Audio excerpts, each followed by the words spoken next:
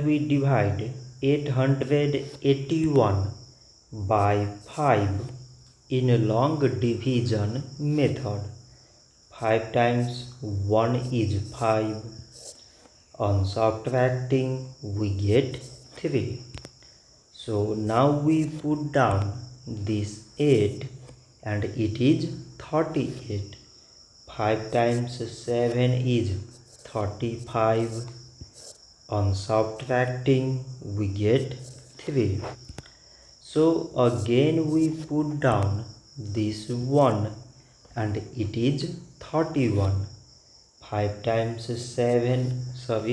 5 times 6 is 30. On subtracting, we get 1. So now we have no any other number to put it down. So we take here decimal so that we put 0. So it is 10 and 5 times 2 is 10. On subtracting, we get 0. So 881 divided by 5 is 176 decimal 2.